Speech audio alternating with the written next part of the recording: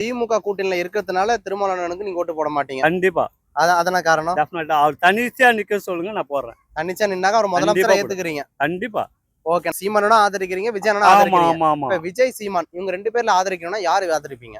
நான் ஆதரிக்க முக்கியமா நான் ஆதரிக்கிறது நான் சொல்லிட்டேனே, விஜய் சாருன்னு வந்து நான் ஒருவேளை விஜய் அண்ணன் வரல யாருக்கு போடுவீங்க? நான் இது சீமானனுக்கு தான் போடுவீங்க. டெஃபினட்டா. Okay okay. அப்ப சீமான் அண்ணனை விஜய் அண்ணனை எதிர்த்து பேசுறது வந்து சீமான் அண்ணன் கரெக்ட்ன்றீங்களா தப்புன்றீங்களா? கரெக்ட் தான். ஏன்னா விஜய் அண்ணன் வரலனாக்கா இப்ப அனைவரும் சீமானனுக்கு தான் ஓட்டு போடுறாங்க. இப்ப அவர் வந்ததுனாலதான் இப்ப ஓட்டு பிரியுது இல்லையா? ஆமா கண்டிப்பா. நான் எப்பவுமே வந்து போன வாட்டி கூட சீமானனுக்கு தான் போட்டேன். ஓகேங்களா?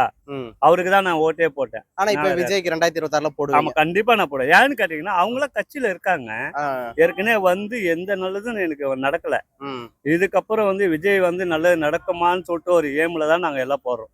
ஓகேண்ணா. இப்ப நானும் ஒரு கேள்வி வைக்கிறேன். அண்ணன் திருமாவளவன் கூட இருக்காரு இல்லையா? ஆமா. கேள்விப்பட்டிருக்கீங்களா? சொல்லுங்க. தெரியும். அவரை பத்தி உங்க கருத்து என்னண்ணே? அவரை பத்தி நான் இப்போ சொல்றீங்களா, அவர் ஆபீஸுக்கு போனா கூட எல்லாம் நல்லதே தான் பேசுறாங்க. எல்லாம் உள்ளே விடுறாங்க எங்களை. அவர் ஆபீஸ் வந்து எங்க வடபழனி கிட்ட இருக்கு. ஓகேங்களா? நாங்க உள்ள போகும்போது உள்ள விடுறாங்க. அதெல்லாம் ஒரு நல்ல பழக்கம். அதே மாதிரி எதனா ஒரு குறைகள் சொன்னாலும் அது அந்த குறைகளை தீர்த்து வைக்கிறாரு. இப்ப வள்ளூர் கோட்டத்துல வந்து பேசினாரு, எல்லாம் நல்லதே தான் நடக்குது. ஓகே. அப்பயும் அவர் நல்லா பண்றாரு. அப்ப அவர் கட்சியில இணைஞ்சு ஏன் திமுக ஆட்சிக்கு வராம கூடாதுன்னு அதுக்குதான் நான் சொல்றேன். நானு இப்ப நான் எந்த ஆட்சியில நான் வந்து இப்ப புதுசா வர்றவங்களுக்கு ஓட்டு போட்டு அவங்க என்ன செய்யறாங்கன்னு சொல்லிட்டு எதிர்பார்ப்பு. ஆனா திமுக கூட்டணியில இருக்கிறதுனால திருமாவளவனுக்கு நீங்க ஓட்டு போட மாட்டீங்க. கண்டிப்பா. அதான காரணம். டெஃபினட்டா அவர் தனிச்சா நிக்க சொல்லுங்க, நான் போடுறேன். தனிச்சா நின்னாக்க அவர் முதலமைச்சரை ஏத்துக்கிறீங்க. கண்டிப்பா. ஓகேண்ணா. இப்ப அவங்க ஆபீஸ்க்கு எல்லாம் போனாக்கா அவங்கள பார்த்தா நிறைய பேர் கூட்டு வச்சுலாம் பேசுறாங்க. இதே போல மத்த கட்சி ஆபீஸ் எல்லாம் போகும்போது கூட்டு பேசுறாங்களா? யாரும் உள்ள விட மாட்டாங்க. யாருப்பா நீ அப்படின்னு சொல்லிட்டு வெளியிலேயே நிக்க வச்சிருவாங்க. ஆனா இவர் ஆபீஸ்ல போயிட்டு நான் சாரை பாக்கணும்னு சொன்னா என்ன உள்ள விடுறாங்க. விடுதலை சிறுத்தை கட்சியில மட்டும் தான் இது ஒண்ணு இருக்கு. கண்டிப்பா. மத்த எந்த கட்சியிலும் இல்ல. கிடையாது. ஓகேண்ணா. நீங்க அங்க உள்ள என்ன எதுக்கெல்லாம் போனீங்க? நான் சொல்றீங்களா, நான் ஆட்டோ ஓட்டியிருக்கேன். ஆட்டோ வந்து அந்த டைம்ல வந்து ரிப்பேர் ஆயிடுச்சு. அவங்க ஆபீஸ் பக்கத்துல தான் ரிப்பேர் ஆயிடுச்சு. அப்ப எனக்கு உதவி செய்யறதுக்கு யாரும் இல்ல.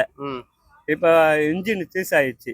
அந்த டைம் நான் உள்ள போகும்போது உள்ள இருந்து என்னப்பா உனக்கு வேணும்னு கேட்டாங்க. எனக்கு ஆட்டோ கொஞ்சம் சீஸ் ஆயிடுச்சு சார், நான் ரொம்ப லாங்ல போனோம் அப்படின்னு. நீங்க எங்க கஷ்டப்படுறீங்க, எங்கெங்க ஆட்டோன்னு வந்து ஒருத்தர் வந்து கேட்டாரு. கேட்கும் போது அவரு என்ன செஞ்சாரு, நீங்க கவலைப்படாதீங்க இருங்கன்னு சொல்லிட்டு அவரே மெக்கானிக்கை வர வச்சு என்னன்னு பாருங்க சொன்னது. நல்ல வேலை சீஸ் ஆகல. ஆயில ஊத்தி விட்டு ஸ்டார்ட் பண்ணணும், ஸ்டார்ட் ஆயிடுச்சு. நான் எடுத்துன்னு போயினேன். ஆக்சுவலா அது அண்ணன் திருமாவளவன் சொல்லி பண்ணாங்களா இல்ல இருக்கவங்களே? இல்ல உள்ள இருக்கிறவங்க தான். உள்ள இருக்கவங்களே பண்றாங்க. அவங்களே பண்றாங்க.